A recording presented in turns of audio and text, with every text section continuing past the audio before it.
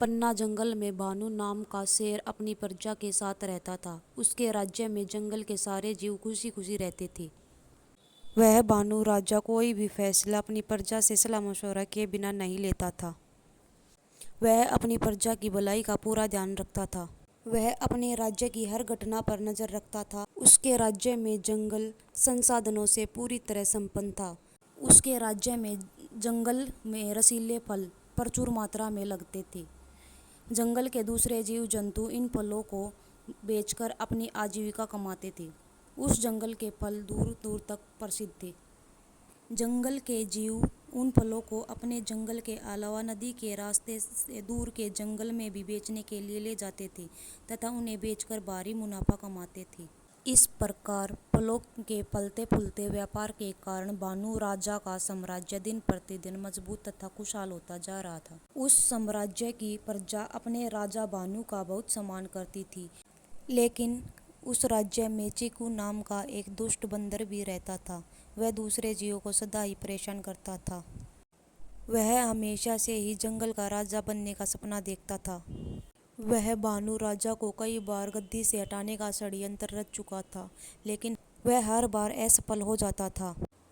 धीरे धीरे समय बीतता गया। एक बार भानु राजा बीमार पड़ जाता है। राजा की बीमारी का फायदा उठाकर चीकू बंदर सत्ता पर षड्यंत्र से कब्जा कर लेता है और खुद राजा बन बैठता है। राजा बनते ही चीकू बंदर अपने फायदे के लिए दूसरे जंगल के व्यापारियों को अपने जंगल की लकड़ियां बेचने का सौदा कर लेता है।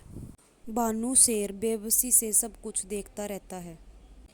चीकू राजा जंगल के जानवरों को पेड़ काटने का आदेश दे देता है। प्रजा चीकू राजा के आदेशों का पालन करने के लिए बाध्य थी, अतः मजबूर होकर जंगल के सभी जानवर दुखी मन से फलों से लदे हुए पेड़ों को काटने लग जाते हैं। देखते ही देखते कुछ ही दिनों में जंगल के सभी पेड़ काट दिए जाते हैं तथा जंगल वीरान हो जाता है। इस बीच भानु शेर दूसरे जंगल में चंपक भालू डॉक्टर के पास अपना इलाज कराने के लिए चला जाता। हर तरफ सूखा पड़ जाता है। जंगल के जीवों का जीना दूभर हो जाता है।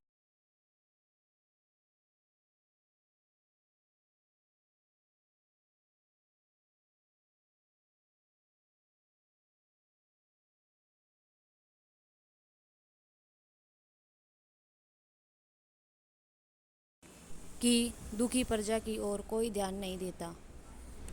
इस बीच भानु शेर स्वस्थ होकर वापस लौटता है तथा अपने जंगल के जीवों का बुरा हाल देखकर आग बबूला हो जाता है। वह सीधे चीकू राजा के पास जाता है तथा तुरंत ही उसे गद्दी से हटाकर दोबारा से भानु शेर राजा बन जाता है तथा चीकू राजा को जंगल के नुकसान की भरपाई जल्द से जल्द करने की सजा सुना दी जाती है। चीकू बंदर अब अपने खर्चे से पूरे जंगल में फिर से पेड़ लगवाता है तथा उनकी देखभाल की पूरी जिम्मेदारी अकेले ही उठाता है। भानु शेर के दोबारा से राजा बनते ही देखते जंगल फिर से हरा भरा हो जाता है तथा जंगल में फिर से खुशहाली